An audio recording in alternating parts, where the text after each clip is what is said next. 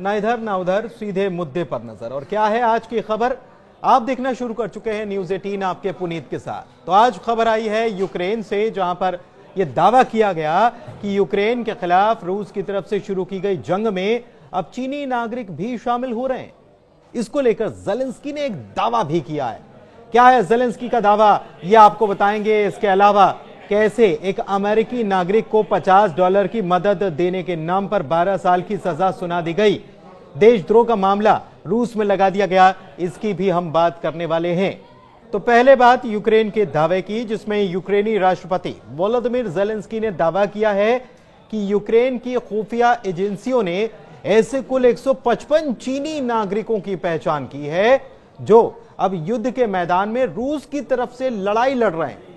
Zelensky ने यह भी कहा है कि इन चीनी नागरिकों की संख्या इससे ज्यादा भी हो सकती है। सबसे बड़ी बात यह है कि इसे लेकर ज़ेलेंस्की ने एक वीडियो जारी किया है। इस वीडियो में क्या है इसके बारे में आपको बताएंगे, लेकिन उसके पहले पूरे दावे को समझते हैं।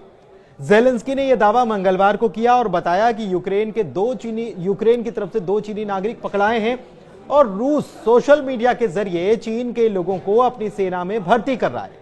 और सबसे बड़ी बात यह है कि चीन को भी इस बात की पूरी खबर है।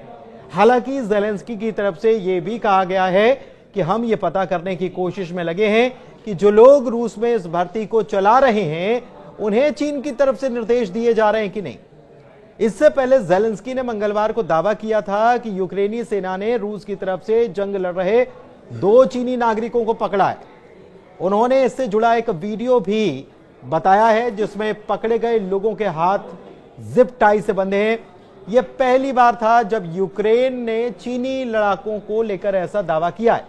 लेकिन ज़ेलेंस्की का यह बयान जो है, इसके पीछे कहने का मकसद यह है कि रूस अब चीन को भी इस जंग में खींचने की कोशिश कर रहा है और पुतिन पूरी प्लानिंग के साथ ये सब कर रहे हैं, क्योंकि वो ये चाहते हैं कि यह जंग केवल यूक्रेन ही नहीं बल्कि पूरे यूरोप तक फैल जाए। यूक्रेनी रिपोर्ट के मुताबिक यूक्रेन की सेना डोनेट्स्क में 6 चीनी नागरिकों से लड़ाई लड़ रही थी और इस दौरान 2 लोगों को जिंदा पकड़ लिया गया। बाकी के 4 चीनी नागरिक मारे गए या भाग गए, इसके बारे में अभी कुछ साफ नहीं है। ज़ेलेंस्की ने यह भी दावा किया कि पकड़े गए चीनी नागरिकों के पास से उनके पहचान पत्र, बैंक कार्ड, उनका व्यक्तिगत डेटा मिला है। यह भी बताया गया कि चीनी नागरिक अब यूक्रेन की सुरक्षा सेवा की हिरासत में हैं। ज़ेलेंस्की ने पकड़े गए चीनी नागरिकों का एक वीडियो भी सोशल मीडिया पर पोस्ट किया, लेकिन दूसरी तरफ इस मामले में चीन की तरफ से कड़ी प्रतिक्रिया देखने को मिली। चीन ने साफ कर दिया कि यूक्रेन के दावे में कोई दम नहीं है।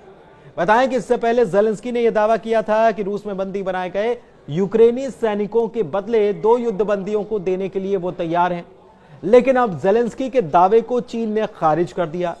चीन के विदेश मंत्रालय के प्रवक्ता लिन जियान ने बुधवार को कहा कि इस दावे में कोई दम नहीं है, कोई सच्चाई नहीं। लिन जियान की तरफ से यह भी कहा गया कि चीनी सरकार ने हमेशा अपने नागरिकों को जंग वाले इलाके से दूर रहने और किसी भी तरह से ऐसी लड़ाई में शामिल होने से बचने को कहा। लिन जियान ने यह भी कहा कि चीन यूक्रेन के साथ बातचीत करके इस मामले से जुड़ी पूरी जानकारी हासिल कर रहा है।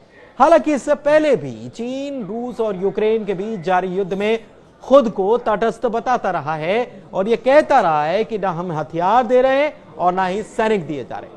हालांकि रूस की तरफ से अभी तक इस मामले पर कुछ भी कहा नहीं गया, जबकि अमेरिका यह कह रहा है कि ये जानकारी चौंकाने वाली है। इससे पहले यूक्रेन की तरफ से काफी पहले यह दावा किया जा चुका है कि रूस की मदद के लिए उत्तर कोरिया से सैनिक मैदान में उतारे गए हैं और वो यूक्रेन के खिलाफ जंग लड़ रहे हैं। यूक्रेन ने यह भी दावा किया गया है यूक्रेन की तरफ से कि उत्तर कोरिया ने रूस को बड़े पैमाने पर हथियारों की भी सप्लाई की है। और तो और दक्षिण कोरिया भी यह दावा करता आया है कि रूस की तरफ से उत्तर कोरिया के सैनिकों को पूरी ट्रेनिंग देकर युद्ध के मैदान में उतारा गया, जो अब भी जंग में उनके साथ खड़े। यानी कि रूस और यूक्रेन जंग में विदेशी सैनिकों की मौजूदगी के दावे पहले भी किए जाते रहे, लेकिन इसे लेकर कुछ जानकारियां और सामने आई हैं जो काफी चौंका रही हैं। यूक्रेन के अखबार प्रावदा ने यूक्रेनी सेना का हवाला देते हुए बताया है कि चीनी नागरिकों को जंग लड़ने के लिए रूस पैसे दे रहा है। जो शख्स पकड़ा गया उसे चीन में एक रूसी ब्रोकर ने $3,480 यानी कि करीब 3 लाख रुपए दिए थे। इसके साथ ही उसे रूसी नागरिकता देने का वादा किया गया था। पकड़े गए कि शख्स ने यूक्रेनी अधिकारियों को बताया कि उसे कई सारे चीनी नागरिकों के साथ लुगांस्क इलाके में ट्रेनिंग दी गई और इनमें से कई लोगों पर चीन में मामले चल रहे थे, आपराधिक मामले थे या कुछ और ये सब अपना देश भी छोड़ना चाहते थे।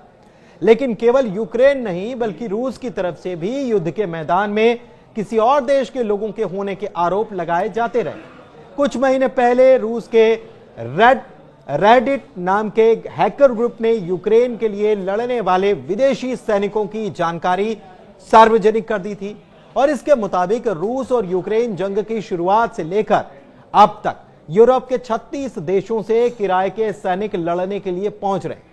इसके अलावा भारत समेत एशिया के 22 देशों के नागरिक यूक्रेन की तरफ से लड़ रहे हैं, यह भी कहा गया। इस दावे के मुताबिक पड़ोसी देश पोलैंड के अब तक 2960 नागरिक यूक्रेन पहुंचे और इनमें से 1497 की जंग में मौत हो चुकी है। अमेरिका के भी 1100 से ज्यादा सैनिक रूस के खिलाफ जंग लड़ रहे हैं और इसमें 491 की मौत हो चुकी है।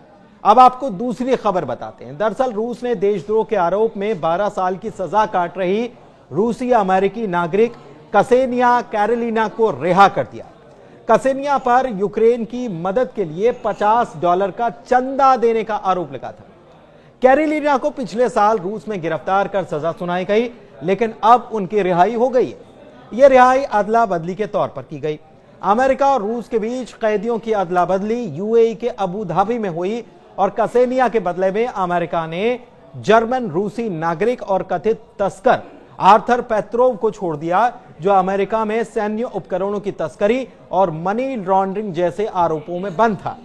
पेत्रोव पर अमेरिका में बनी माइक्रो इलेक्ट्रॉनिक्स को रूस में तस्करी करने का आरोप है। इनका इस्तेमाल रूसी सेना के लिए हथियार बनाने में होता था।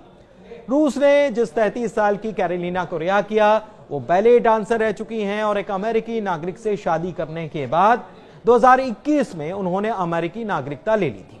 कैरोलिना का कहना है कि उसे नहीं मालूम था कि जिस संस्था को उसने चंदा दिया वो यूक्रेनी सेना को पैसे देती है, क्योंकि उसे यह बताया गया था कि इस फंड का इस्तेमाल रूस यूक्रेन के बीच चल रही जंग के पीड़ितों की मदद के लिए किया जाएगा। धन्यवाद।